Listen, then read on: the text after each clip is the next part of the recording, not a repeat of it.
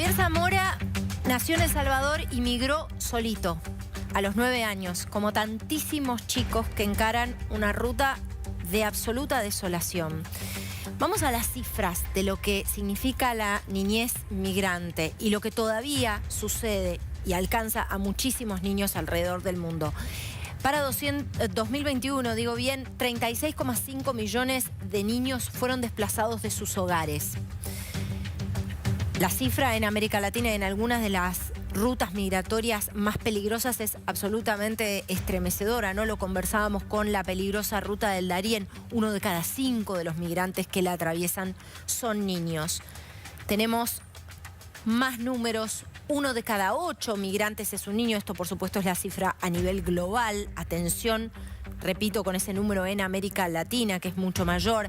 Muchos de ellos migrando solos por rutas peligrosísimas que, por supuesto, son un negocio monumental para criminales, para organizaciones criminales que en algunos casos son responsables de las peores atrocidades perpetradas sobre estas criaturas.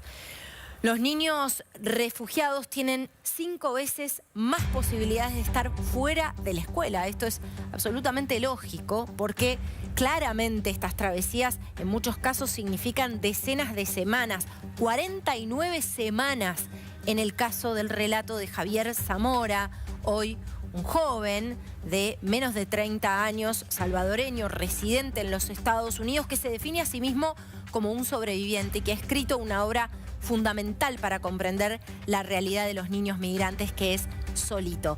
Está ya en contacto con nosotros. Javier, muchísimas gracias por esta entrevista. Hola, gracias, es un gran honor. Bueno, te definís no como salvadoreño, no como estadounidense, sino como migrante, como sobreviviente. ¿Por qué? Bueno, a mí me tomó 20 años de llegar a esa realización, porque por 20 años de estar en este país, por 17 de esos yo no tenía papeles, era indocumentado. Así que mi vida en los Estados Unidos ha sido muy difícil. Así que por esas dificultades yo no me consideraba ni de aquí, ni de allá, ni completamente salvadoreño, ni completamente estadounidense. Así que para mí mi característica mayor es ser inmigrante y luego también un sobreviviente de todo el trauma y las cosas difíciles que se sobreviven al camino de llegar aquí. Llévame a tus 9 años. ¿Tu papá y tu mamá ya vivían en Estados Unidos? Sí. En El Salvador tuvimos una guerra desde el 79 al 92. Yo nací en el 90, mi papá se fue en el 91 por la guerra porque era izquierdista, mi mamá se fue en el 95 y me dejaron con mis abuelos. ¿Y tu abuelo te llevó a una frontera o te llevó hasta un punto y vos tuviste que seguir caminando solo en el derrotero para llegar a los Estados Unidos? Contame esa historia. Sí, bueno, el plan fue que íbamos a usar el mismo coyote que trajo a mi madre en el 95. Y yo no era el único inmigrante con ellos. Me gustó esa cifra, o no me gusta, pero yo era uno de 7. Un niño de 7 otros inmigrantes y había otra niña también.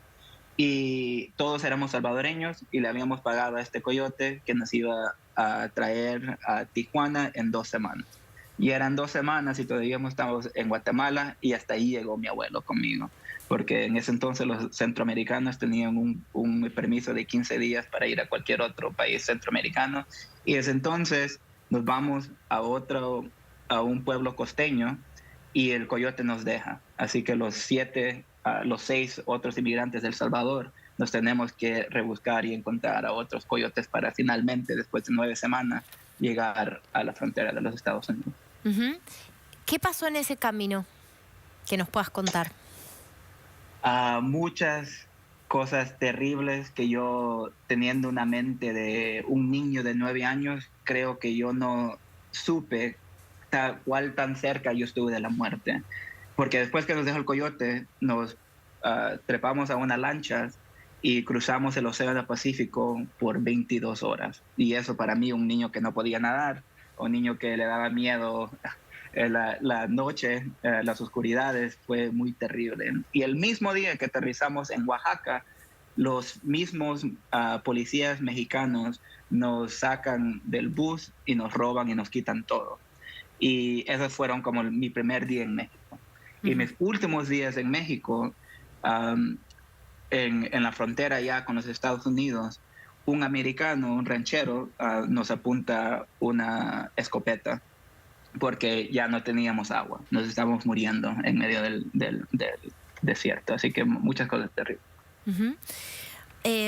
A todo esto, recién entiendo que de adulto tomás dimensión de lo traumático que fue esto. Hiciste un proceso terapéutico, escribiste un libro anterior que se llama Unaccompanied, no acompañado, como tantos Unaccompanied Children, y después hiciste este libro. ¿Tomás dimensión de la experiencia traumática que viviste ahora? Hoy finalmente sí. Hasta en ese libro de poesía, el único personaje que yo escribo, que estuvo conmigo durante esas 9 semanas, es uno, que es el Malapolo de Chino. Y solo aparece en una página del 88. Y en ese entonces estaba con otras terapistas, pero como que no estaba trabajando mucho. Yo no estaba listo para llegar y entrar adentro del verdadero trauma que yo sufrí esas 9 semanas. Así que de casualidad, o quizás porque ya yo estaba harto de no llegar o no procesar eso, lo que me había pasado y que me estaba afectando en otras formas y otros aspectos de mi vida, a los 29 años decidí verme al espejo y da la casualidad que estuve con otra terapista con la que todavía estoy, ya llevamos juntos 4 años y finalmente sí me ha ayudado la terapia. Hay muchísimas personas que desaparecen, que sufren, todas las formas de la humillación y la deshumanización en el camino que vos emprendiste. ¿Crees que tomamos dimensión quienes nos tenemos que contar esa realidad o quienes vemos esa realidad desde afuera? ¿Crees que tomamos dimensión del costo humano que esto tiene? Y que en algún momento vamos a tener real dimensión de la cantidad de víctimas que esto se cobra. Creo que en el mundo presente no. La respuesta es mucha gente no entiende. Y digo eso porque en mi misma familia, los que no han inmigrado y todavía están en El Salvador, realmente no entienden lo que se sufre llegar a este país y también lo que se sufre vivir en este país sin documento. Y eso no es una casualidad. Creo que también es un producto de lo tan duro que son esas historias, que es muy difícil para nosotros, los inmigrantes y los sobrevivientes, realmente contarles a otras personas. A mí me tomó 20 años para llegar a este punto. Todavía tengo otros familiares que tienen sus historias, como mi mamá y mi papá, que nunca me las han contado, porque yo sé, me imagino que son muy difíciles.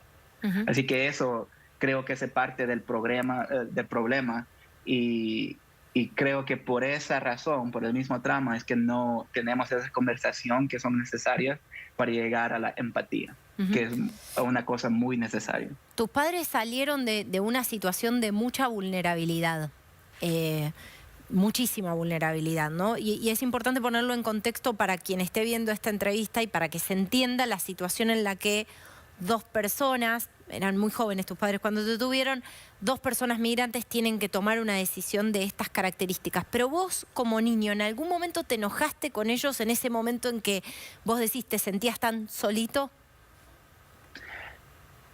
Llegó después, en mi adolescencia.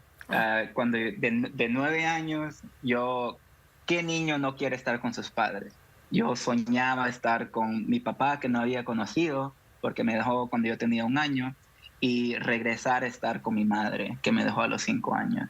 En mi mundo de 9 años, lo que yo siempre le pedía cuando oraba o cuando dormía era estar en la misma cama con ellos 2.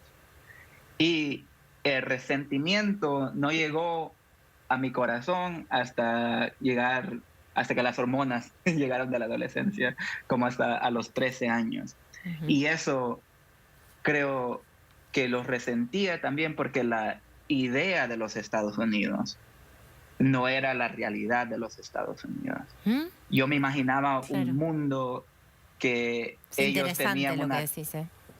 sí, una casa como la que yo veía en Baywatch o en Full House en la televisión. Pero en realidad ellos nunca me habían contado a su niño de 9 años que tenían 2 trabajos, que tenían un apartamento muy pequeño, que rentaban a otras personas. Así que la promesa no era la realidad del sueño americano. Y entiendo que se viene un trabajo que vas a hacer contando tus años en Estados Unidos. Es Sí. esa otra a veces pesadilla, ¿no? En la que deviene un sueño cuando contrasta con la realidad. Javier Zamora, muchísimas gracias por este contacto con nosotros. Ha sido un gusto tenerte. Oh, oh, gracias a ustedes. 1.000.000 de gracias.